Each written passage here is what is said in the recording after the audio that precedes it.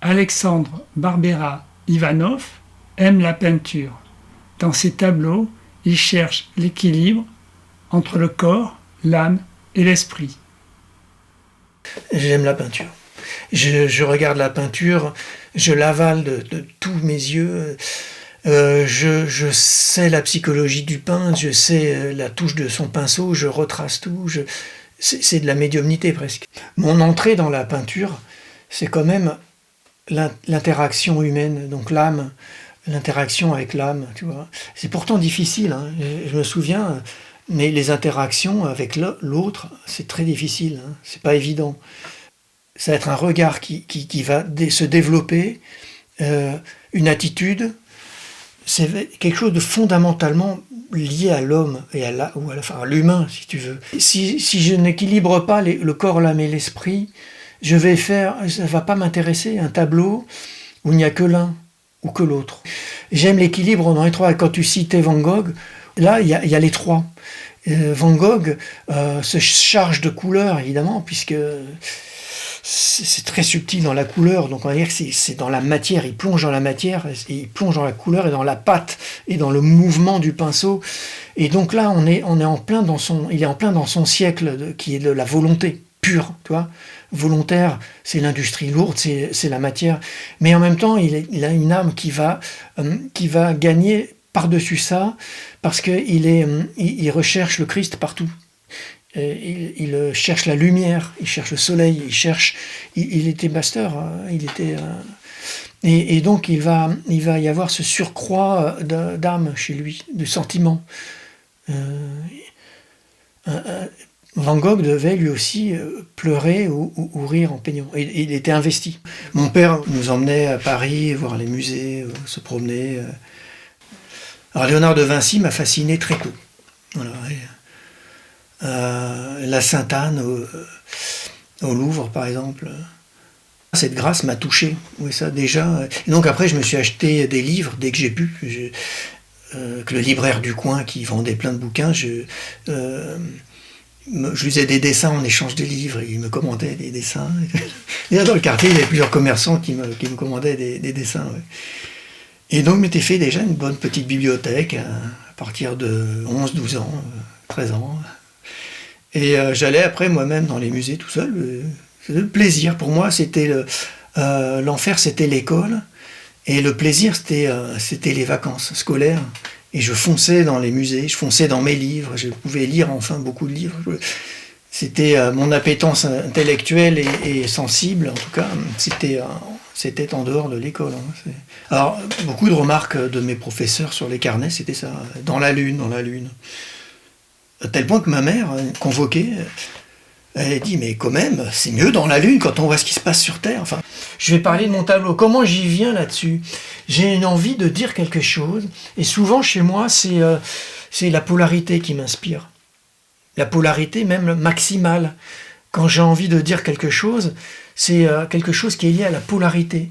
En musique, ça va être quand il y a deux mélodies qui s'affrontent ou un rythme et une mélodie qui s'enlacent comme ça, comme la tierce où tu sais le bâton et la tierce de Bacchus en fait. Et la polarité là chez moi c'est toujours par exemple, pour accorder avec la spiritualité, c'est la polarité qu'il y a dans le monde avec la rigueur la rigueur du monde avec le poids. Tu vois, la gravité, c'est vraiment la science. Tu lâches quelque chose, il va tomber par terre. Tu vas le peser, ça pèse tant de... Et donc, l'attraction des planètes, les trous noirs, les machins, tout est lié à la science, aux mesures. Et donc, c'est là ce qu'on appelle, dans la spiritualité, c'est ce qu'on appelle la justice. Et c'est lui, tu vois. C'est lui qui encadre l'opposé. La grâce, c'est ce qui est le miracle, tu vois. C'est ce qui s'élève, ce qui vole. Donc c'est toujours, ça va être la grâce, parce que c'est une jeune fille gracieuse, et elle est au cœur du tableau, avec son œil au centre, et lui qui l'encadre. D'ailleurs, il y aura son ceinturon qui représentera la balance, les poids et mesures, mais c'est aussi la justice. Tu vois, c'est lié au cœur aussi en même temps. Mais le cœur, c'est aussi elle, c'est la grâce, c'est l'amour, et c'est la difficulté de concilier les deux dans notre vie. Parce que quand on est trop dans la justice, on ne comprend pas l'amour. On dit qu'est-ce que ça vient faire là-dedans? Qu'est-ce que ça vient faire? Alors, la grâce, il ne peut pas y avoir de miracle. Là, quelque chose ne peut pas s'élever parce qu'il y a la pesanteur. Et quelque chose ne peut pas s'échapper de la pesanteur comme un miracle. Quelqu'un qui va guérir de Dieu sait quoi, quelque chose qui apparaît, quelque chose qui n'est impossible à la science. Voilà. Ça, c'est la grâce. C'est quelque chose que Dieu peut faire puisqu'il est les deux, lui. Et nous, on ne peut pas le concevoir. C'est inconcevable. Inconcevable. Et dans mes tableaux, ce qui me pousse à créer, c'est toujours la polarité maximale des deux choses. Alors, on pourrait dire la spiritualité, c'est la grâce. Voilà. Et elle est inconciliable dans le monde, mais comme disait mon professeur Velter, il parlait de la grâce que tout nous dit, mais que rien ne prouve. On ne peut pas la prouver. Et cependant, dans notre vie, elle nous pousse parce que tout nous dit. Et il faudrait voir les choses à l'envers. Il faudrait voir tout à l'envers pour la comprendre. Il faudrait toujours partir de l'unité. Et c'est une façon de penser qu'on a très facilement chez les peintres. Les peintres, on fait tout à l'envers. On pense tout à l'envers. Quand je peins là, je vois tout l'envers, je ne vois pas la flamme, je vois tout l'univers qui se dirige vers la flamme et qui fait que la flamme existe. Je ne peux pas peindre la flamme sans qu'il y ait tous les rapports, tout est en rapport.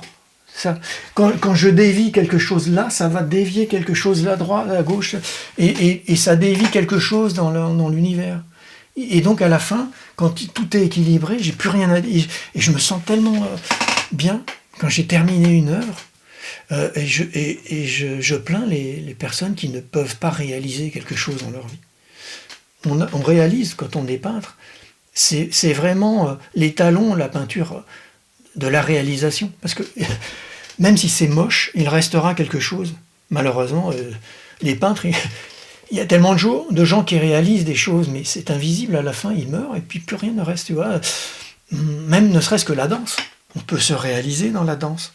Mais si ce n'est pas enregistré, ou la musique, tant de chefs-d'œuvre ont dû être faits, ou pensés, imaginés, qui ont disparu, ou des actes moraux, des actes de courage, et ça disparaît, et puis personne ne saura jamais rien, qu'un peintre qui fait un truc sur une toile, il est heureux que ça reste pour l'éternité, parce que et il veut que ça reste, il veut que ce soit exposé, il veut le montrer. Mais il est vrai que, au moins nous, quand on peint, on réalise, parce qu'on se détache de ce qui était au profond de nous, et on le met en face de soi, et on expulse tout un monde. Et j'ai un tableau comme ça que j'ai intitulé La route du soi, parce que c'est tout un cheminement, et à la fin on se retrouve avec le monde comme un globe en face de soi. Et on le sonde, et on l'a sondé, on l'a créé, et on a tout cet univers qui est là, et on l'a réalisé. Comme on dit, voilà, Dieu, dans la Genèse, on ne sait rien de lui, sauf qu'il a créé. C'est la seule chose qu'on sait de Dieu.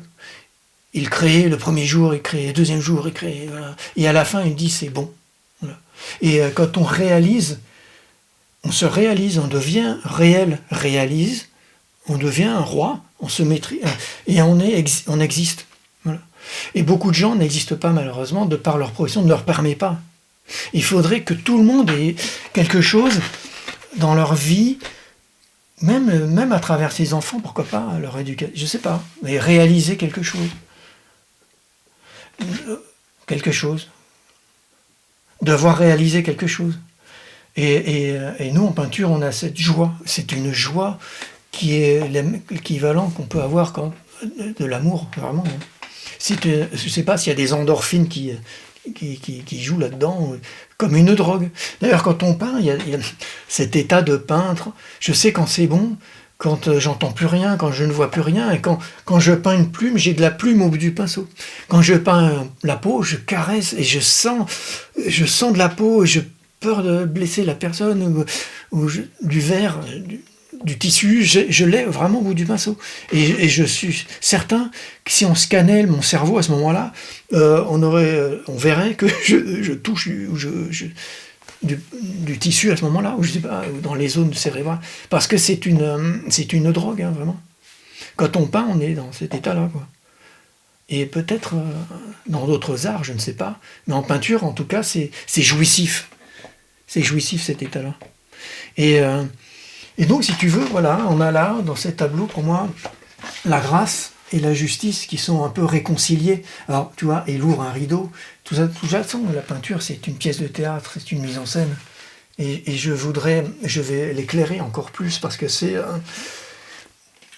il y a ce centre de la grâce qui doit être lumineux, léger. D'ailleurs, on verra pas, elle n'est pas posée, on ne sait pas d'où elle sort, quoi. Et la grâce, c'est peut-être qu'une prise de conscience. D'ailleurs, le vrai miracle, probablement, pour moi, une belle œuvre, quand je vois une œuvre d'art, c'est un miracle, que ce soit une œuvre d'art de Mozart, de n'importe qui, je sais pas.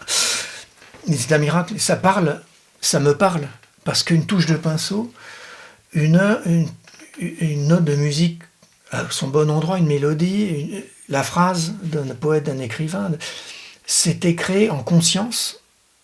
Et cette conscience, la conscience parle à la conscience. Si tu veux, quand je vois l'œuvre de Chardin, je comprends Chardin parce qu'il était conscient quand il l'a fait, et sa touche réveille en moi, comme la calligraphie, on voit la nervosité de quelqu'un au détour de la courbe d'une lettre, par exemple. Moi, je vois ça dans la peinture. Et je sais son niveau de conscience à ce moment-là. Et je sais l'élévation, et je sais l'âme, l'amour qu'il y a mis. Et ça se transmet comme un feu. Et le feu se transmet le feu, quoi. Le feu te réchauffe aussi. Je me réchauffe aux œuvres des autres, et mon œuvre va réchauffer d'autres personnes. Et il y a un moment où il faudra parier sur la conscience. Ce qui est fait à la main, une conscience t'arrête, elle te parle. Tout ce qui a été fait par l'homme parle à l'homme. Il y a des vitamines spirituelles quand on regarde de l'art, et on se renforce. On se renforce son moi, on se renforce son âme, on se renforce sa conscience. Ce qu'on appelle la justice, peut-être aussi le karma, c'est la même chose, cette loi d'airain qui fait que quand on fait quelque chose, il y a une réponse en face. On fait une action, il y a une réponse. Il y a un miroir, il y a un équilibre, il y a une balance. Et c'est des lois de la chimie, c'est les lois de la physique, c'est les lois de la chaleur, de toutes les lois physiques, si tu veux. Et au bout d'un moment, ça ne te convient plus, ces lois, ça ne te suffit pas. Et tu as besoin de rajouter à ça cette partie d'amour, cette partie de la grâce, quoi. Et cette grâce, voilà, je la cherchais. Et pour revenir à ce personnage qui a l'air peut-être agressif ou menaçant, c'est le monde réel. Le monde réel, c'est une coquille quelque part autour de nous. Alors évidemment qu'il y a ses beautés, il y a tout, mais il y a la mort, il y a la maladie. Et la grâce, l'amour, oui, elle est... C'est pas qu'elle en a rien à faire, mais elle, de toute façon, elle fera sa vie, et elle vivra après, même après la mort. Voilà, elle est en delà de ça.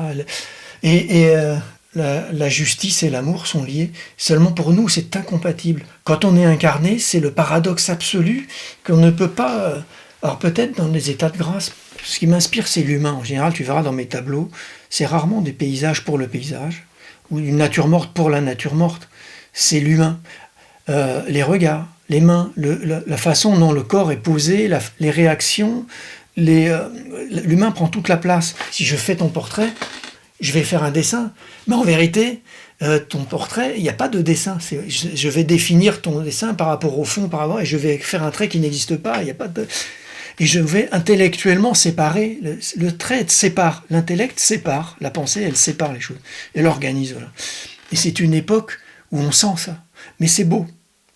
Chez les artistes, on sent cette beauté de l'intellectualisme, le plaisir de découvrir l'anatomie, le plaisir de découvrir la géographie, le plaisir de découvrir l'astronomie, le plaisir de découvrir les sciences, de découvrir les autres civilisations, de découvrir la Chine, l'Amérique, de découvrir... Et alors, on met tout en cartographie, on fait des encyclopédies, et il y a une beauté de ça. Il y a une beauté des esprits polymathes, des esprits comme Vinci, justement, ou d'autres, qui veulent tout savoir, qui commençait déjà à la fin du Moyen-Âge. Et on le voit en peinture, et c'est beau. Mais après, on a envie d'aller ailleurs, et on a envie quand même de l'âme. Là, c'est plus intellectuel, c'est les profondeurs de l'âme. Voilà. Et alors là, c'est le combat de l'ombre et de la lumière. Et on arrive progressivement chez Caravaggio, chez Caravage par exemple. C'est le nom qui est très beau et qui fait penser à l'orage. Mais on le voit chez Georges de la Tour, on le voit chez les frères Lenain. Et heureusement, dès mes 10, 11, 12 ans, j'ai été fasciné par Léonard de Vinci, parce qu'une planche anatomique dessinée à la plume par Léonard de Vinci, ça a beau être du dessin, mais tu respires là, c'est plus de la science. Tu as l'impression que c'est un ange qui a vu ça et qui l'a fixé sur le dessin, et que c'est tout plein d'amour.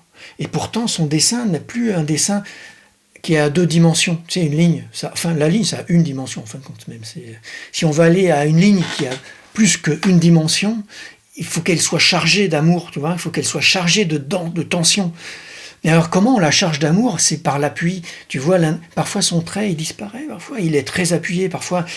Et puis, il y a une beauté. Alors, Léonard Vinci, il va faire un muscle, un os, et c'est beau, comme une œuvre d'art. Il va te dessiner une brin d'herbe, une touffe de brin d'herbe, et c'est magique.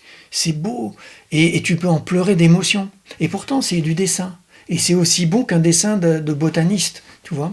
Et il faut se faire l'œil à ça. Il faut, quand on est enfant, beaucoup regarder de choses comme ça, parce que ça parle à l'âme. Et on est sauvé par ça.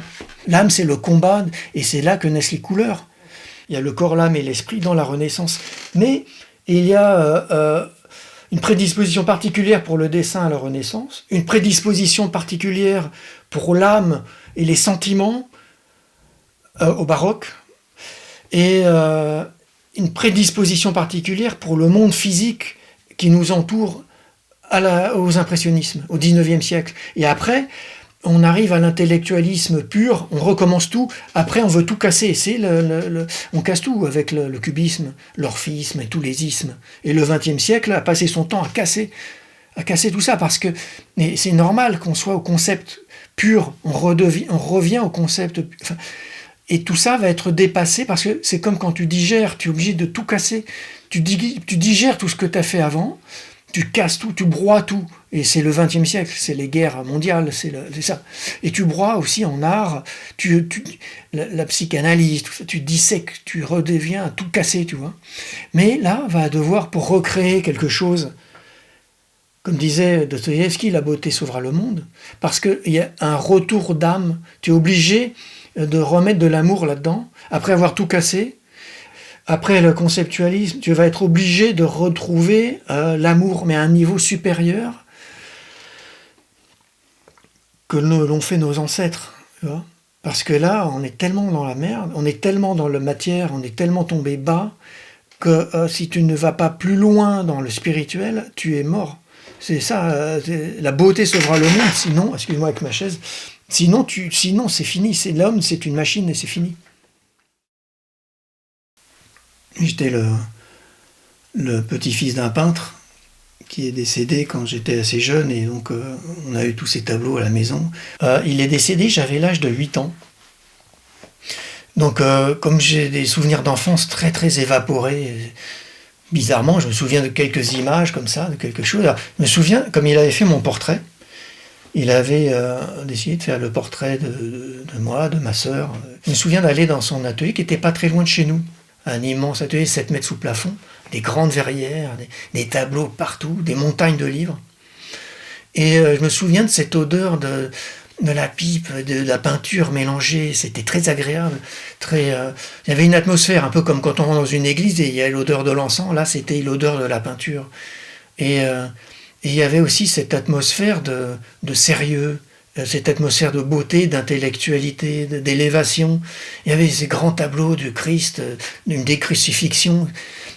Pour moi, c'était immense. Il y avait des dessins partout. Et puis lui, il s'appelait Serge Ivanov. Il est venu, c'était un Russe immigré, un Russe blanc, ce qu'on appelle les Russes blancs, qui sont venus, ils ont fui la Russie bolchevique. Parce que on leur a tout pris. Il a eu beaucoup de mal je l'ai su après ça, en lisant ses écrits. Il a eu beaucoup de mal à se décider de partir, parce qu'il avait sa famille là-bas, et puis pendant ces révolutions très sanglantes, c'était vraiment des gros troubles qui se passaient à Moscou et à Saint-Pétersbourg, il était chargé avec des amis de surveiller l'Ermitage et de veiller aux peintures. Et il avait tous ses amis là-bas, tous ses amis peintres, et il hésitait, mais alors il est parti quand même assez tard, mais il ne supportait plus de faire déjà les bolcheviks demandaient aux artistes de faire des affiches assez de propagande, alors envoyaient des ouvriers, je les ai vus, je suis allé en Russie, et dans ma famille, ils m'ont montré ces affiches, très belles d'ailleurs. Il aimait au-delà de tout son pays, mais il voulait être libre au niveau de son art. Il est parti en 1922. J'ai tous ces dessins de la famille, des originaux, et j'ai tout ça, c'est superbe. Et j'ai ressenti plein de choses là-bas. C'est vraiment l'impression d'être chez moi déjà. Cette discrétion, ces non-dits, on se comprend sans se parler, une grande sensibilité des gens. Là-bas, ils connaissaient tout, comme moi, si pas plus. En littérature, en ballet, au théâtre, en musée. Il y avait quelque chose de pas intellectuel là-bas. Cet amour pour les arts. Par exemple, là-bas, quand on allait je suis allé voir le ballet au Bolchoï, on dit c'était pas cher. Le papier toilette était très cher. Les trucs du commun, c'était cher. Mais pour se sustenter, c'était difficile. C'était compliqué à cette époque-là. Ils ont vécu 10 années très difficiles. Ces années 90. Mais l'art, c'est pareil que quand il y a eu le blocus de Saint-Pétersbourg pendant la Seconde Guerre mondiale. Ils allaient quand même au théâtre, au ballet, voir les musées. Et après, ils se retournaient dans les sous-sols et aux abris et ils mangeaient presque pas. Mais ils avaient besoin d'art. Et je crois que c'est vrai. Ils se priveraient plus facilement de manger que de beauté. Et c'est peut-être ça que j'ai trouvé très proche de moi là-bas. Mon univers familial était propice pour moi. J'étais entouré de tableaux. Je sais pas, moi je me rendais pas compte, j'étais doué pour le dessin. C'était les professeurs à l'école, toujours on me commandait des œuvres. La bibliothécaire me commandait un dessin pour mettre sur la porte de la bibliothèque. La directrice de l'école m'a commandé de peindre toute sa table, son bureau. J'avais fait la main d'Adam qui rejoint celle de Dieu, de Michelangelo. Elle avait mis un verre dessus. Voilà, et donc ma mère a dit, écoute, non, c'est moi qui avais demandé à prendre des cours de dessin. Ils ont trouvé un professeur, il s'appelait Christian Robert Welter. Il était véritablement une encyclopédie vivante. Donc quand à 12 ans on arrive chez quelqu'un comme ça, on est comme dans un atelier de la Renaissance. On apprend à peindre, mais aussi on apprend tout. On apprend. On parlait de littérature, de poésie, d'architecture, de chimie, de physique, de mécanique. Enfin, c'était incroyable. Ce qui fait que quand je ressortais de chez lui, j'avais l'impression de ressortir de l'atelier de Verrocchio, par exemple. Et tout me paraissait beau. Je voyais les lumières sur les sommets des toits de Paris le soir. Et j'avais l'impression de retourner dans la Rome antique ou dans la Florence de la Renaissance, et de voir l'eau qui coule dans les ruisseaux, dans les caniveaux avec le soleil, de voir les boucles des cheveux de Vinci, d'un ange, comme ça. Enfin, tout était dans un esprit d'élévation. J'étais très heureux. C'est une période, tout s'ouvrait pour moi. C'est-à-dire que aussi, quelqu'un était venu, je me souviens, par intérêt pour les tableaux de mon grand-père. Et puis, il me voyait dessiner, j'avais 14-15 ans. En regardant mes aquarelles, et il me dit, mais il faut que je vous présente un peintre qui s'appelle Gérard Di Maccio, si on veut, le chef de file de l'école visionnaire en peinture. Et un jour, il me présente chez Di Maccio, Et c'était un grand appartement avec des tableaux magnifiques. On aurait dit à un moment, j'étais surpris par un tableau où il y avait une femme, un très beau visage de femme avec des singes et un bateau, je crois, une sorte de voilier à l'arrière-plan, assez monochrome. Il m'a dit, touche-le ce tableau, touche comme si c'était... à toucher, c'était lisse comme un marbre, ou comme, je ne sais pas, un marbre très doux et lisse. Et je voulais accéder à ça. Comment faire pour peindre aussi bien et de lisse comme ça, comme les grands maîtres de la Renaissance. Et du coup, il m'a appris. Il m'a dit, tu viendras toutes les semaines. Et comme un grand maître de la Renaissance, comme ça, pareil aussi. Il m'a fait venir gratuitement, comme ça. Il m'a dit, vas-y, apprends. Et il m'a appris tout, comment de monter une toile, la tendre, mettre les gessos, le poncer, jusqu'à 10 fois à la perfection, peindre en glacis. Il m'a dit, voilà, regarde, tu vois, tiens, je vais te mettre une diapo d'une femme nue, comme ça, alors dessine, je vais revenir tout à l'heure. Et donc je dessinais comme quand on peint ou on dessine d'après nature, mais bon, là c'était d'après une diapo. Et à la fin, il met mon dessin, et avec la diapo, il la cale sur mon dessin, et pour voir si c'était parfaitement... ouais, et il fallait que ce soit à la perfection, mais je ne le savais pas qu'il ferait ça. Bon, ça tombait bien, j'avais bien les proportions dans l'œil, mais c'était d'une grande exigence, quoi. Et un maître d'une grande exigence, mais aussi d'une grande générosité. Un Italo-espagnol comme ça. Ils ont fait un musée au Japon extraordinaire, enfin une grande figure de la peinture française. Et pour montrer à quel point j'ai eu de la chance, quoi. J'ai eu 2 maîtres, de l'âge de 12 ans, 15 ans, jusqu'à puis 19-20 ans. Mais mes deux maîtres m'ont dit d'arrêter, qu'ils n'avaient plus rien à apprendre chez eux, quoi. Et Velter m'a dit, maintenant il faut que tu copies les grands maîtres au Louvre. Voilà, pour ça que j'étais allé au Louvre faire de la copie. Mais il y a 2 choses que tu dois faire maintenant, j'ai plus rien à t'apprendre. Il faut que tu trouves à te confronter aux grands maîtres maintenant, comme tout le monde a fait. Va copier les grands maîtres. Et puis, casse-toi la figure avec les femmes surtout. Trouve-toi des filles et t'apprendras à peindre comme ça. C'est en ayant des malheurs sentimentaux que tu sauras peindre. Voilà. Je suis prédisposé.